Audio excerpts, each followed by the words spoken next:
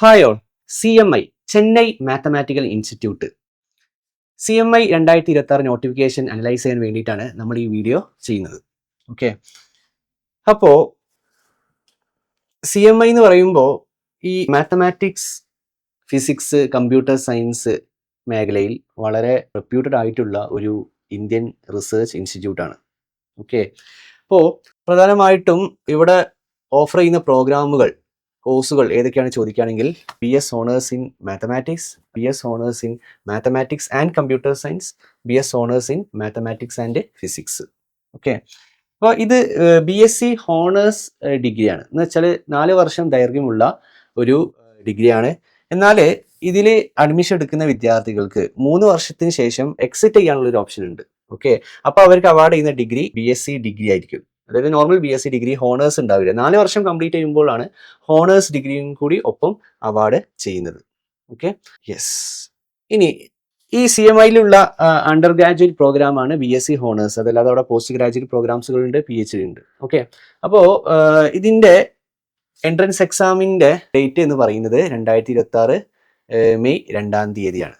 Okay, CMI entrance exam 2026 ആർക്കൊക്കെ എഴുതാം? നിലവിൽ +2 പാസ്സായ വിദ്യാർത്ഥികൾക്കും 2026 +2 എക്സാം എഴുതാൻ പോകുന്ന വിദ്യാർത്ഥികൾക്കും CMI എൻട്രൻസ് എക്സാമിന് ഒരുപോലെ അപ്ലൈ ചെയ്യാവുന്നതാണ്. ഇനി നമുക്ക് എക്സാം ഫോർമാറ്റ് നോക്കാം. CMI എക്സാമിന്റെ പ്രത്യേകത എന്താണെന്ന് ചോദിക്കുകയാണെങ്കിൽ ഇതൊരു പെൻ ആൻഡ് പേപ്പർ എക്സാമാണ്. അതായത് ഇതൊരു ഓഫ്ലൈൻ ആയിട്ട് നടക്കുന്ന ഒരു എക്സാമാണ്. ഇതിന്റെ ഡ്യൂറേഷൻ വരുന്നത് 3 മണിക്കൂറാണ്. 3 hour ടെസ്റ്റ് ആണ്. പിന്നെ ഇവർ പറയുന്നത് ഇതിൽ ഒബ്ജക്റ്റീവ് ആൻഡ് ഡിസ്ക്രിപ്റ്റീവ് പ്രോബ്ലംസ് ഉണ്ടാവും. അതായത് MCQ ടൈപ്പ് പ്രോബ്ലംസ് ഉണ്ടാവും. പിന്നെ നമ്മൾ ഡീറ്റെയിൽ ആയിട്ട് എഴുതേണ്ട ടൈപ്പ് ഓഫ് പ്രോബ്ലംസും ഉണ്ടാവും എന്നാണ് പറയുന്നത്. ഇതിന്റെ ടോട്ടൽ മാർക്സ് വരുന്നത് ഔട്ട് ഓഫ് 125 ആണ്. ഇത് 2 സെക്ഷൻ ആയിട്ടാണ് നടത്തുന്നത്, part A and part B. Part എയിൽ ഇവർ പറയുന്നത് 10 മുതൽ 11 ക്വസ്റ്റ്യൻസ് വരെ ഉണ്ടാവും. ഓക്കെ, ഇതിൽ short and objective type questions ആണ് ഉണ്ടാവുക. ഓക്കെ, ഇതിന്റെ ടോട്ടൽ മാർക്സ് എന്ന് പറയുന്നത് ഏകദേശം 40 to 44 മാർക്സ് ആണ്. ഓരോ വർഷം മാറാറുണ്ട്. ഏകദേശം 40 to 44 മാർക്സ് ആണ് പാർട്ട് എക്ക് അലോക്കേറ്റ് ചെയ്യാറുള്ളത്. പാർട്ട് ബി എങ്ങനത്തെ ടൈപ്പ് ഓഫ് ക്വസ്റ്റ്യൻസ് ആണ് ഉണ്ടാവുക ചോദിക്കുകയാണെങ്കിൽ ലോങ് ആൻഡ് അനലിറ്റിക്കൽ പ്രോബ്ലംസ് ആണ്. കുറച്ച് ലെങ്തി ആയിട്ടുള്ള ടൈപ്പ് ഓഫ് പ്രോബ്ലംസ് ആണ് ചോദിക്കാറുള്ളത്. ഓക്കെ, അപ്പോൾ ഏകദേശം ഈ ISI ടെസ്റ്റ് പോലെയൊക്കെയുള്ള കുറച്ച് of kind of analytical problems, deep ആയിട്ടുള്ള പ്രൂഫ് ടൈപ്പ് പ്രോബ്ലംസ് ആണ് സാധാരണ CMI എക്സാമിന്റെ ഡിസ്ക്രിപ്റ്റീവ് ക്വസ്റ്റ്യനുകൾക്ക് ചോദിക്കാറുള്ളത്. പ്രധാനമായിട്ട് ഫോക്കസ് ചെയ്യേണ്ട ഏരിയ ഏതൊക്കെ ചോദിക്കുകയാണെങ്കിൽ ക്ലാസ് 11-12 മാത്തമാറ്റിക്സിലെ algebra, calculus, coordinate geometry, trigonometry, logical reasoning and analytical area. Okay, അപ്പോൾ ഇതൊക്കെയാണ് എക്സാം പാറ്റേണിനെ പറ്റിയിട്ട് നമുക്ക് പറയാനുള്ളത്. ഇനി CMIന്റെ വെബ്സൈറ്റിൽ ചില പ്രത്യേക കോഴ്സുകളുടെ ഫീച്ചേഴ്സ് മെൻഷൻ ചെയ്യുന്നുണ്ട്. അതായത് എല്ലാ BSc ഹോണേഴ്സ് സ്റ്റുഡൻസും കോർ മാത്തമാറ്റിക് കോഴ്സുകൾ അവരെ ഫസ്റ്റ് 2 വർഷത്തിൽ എടുക്കണം. ഓക്കെ, അതായത് ഏത് സ്പെഷ്യലൈസേഷൻ സെലക്ട് ചെയ്യുകയാണെങ്കിലും മാത്തമാറ്റിക്സ് പഠിക്കാൻ ഉണ്ടാവുന്നതാണ് പറയുന്നത്.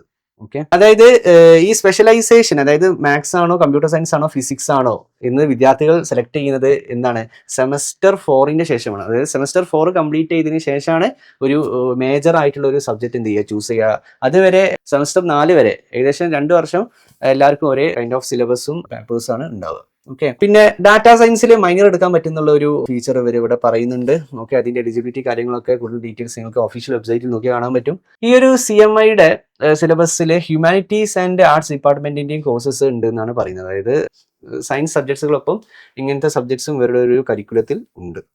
ഓക്കെ, ഇനി നമുക്ക് CMI കോഴ്സുകളുടെ ട്യൂഷൻ ഫീ എത്രയാണെന്ന് നോക്കാം. ഇവർ പറയുന്നത് 1,25,000 അല്ലെ പെർ സെമസ്റ്റർ ആണ് പറയുന്നത്. ഇതാണ് ഇവിടുത്തെ ഫീസ് വരുന്നത്.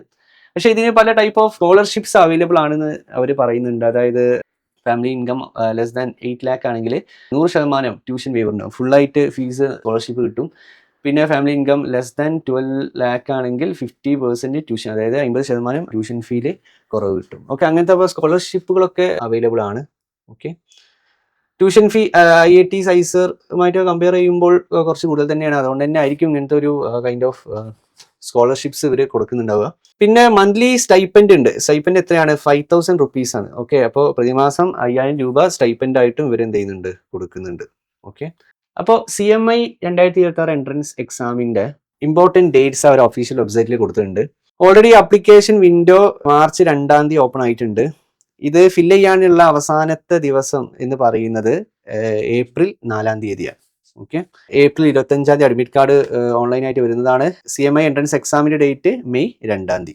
ഓക്കെ, റിസൾട്ട് ഇവർ ഏകദേശം ഈ എൻട്രൻസ് എക്സാം കഴിഞ്ഞിട്ട് ഒരു മാസത്തിൻ്റെ ഉള്ളിൽ പ്രസിദ്ധീകരിക്കും. അക്കാഡമിക് സെഷൻ സ്റ്റാർട്ട് ചെയ്യുന്നത് ഓഗസ്റ്റ് 3-ാം തീയതിയാണ്. അപ്പോൾ ഓഗസ്റ്റിലാണ് ഇവരുടെ അക്കാഡമിക് സെഷൻ സ്റ്റാർട്ട് ചെയ്യുന്നത്. ഓക്കെ. അപ്പോൾ ഈ CMI എൻട്രൻസ് എക്സാം നടക്കുന്ന ഇന്ത്യയിലെ സിറ്റീസ് ഏതൊക്കെയാണെന്ന് ഇവർ പറയുന്നുണ്ട് ഇവിടെ.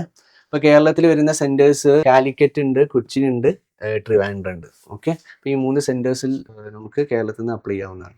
റൈറ്റ്.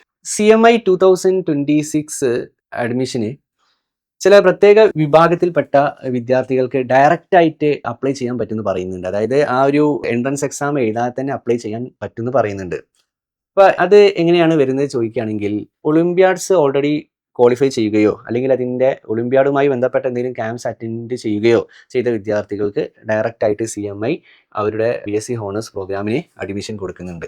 അതിൻ്റെ കൂടുതൽ ഡീറ്റെയിൽസ് ഏതാണ് ഒളിമ്പ്യാഡ് എന്നുള്ളത് അവരുടെ ഒഫീഷ്യൽ വെബ്സൈറ്റിൽ കൊടുത്തിട്ടുണ്ട്. ഓക്കെ. പ്രധാനമായിട്ടും ഈ international mathematical olympiad training camp, പിന്നെ international olympiad in informatics training camp, പിന്നെ orientation cum selection camp in physics.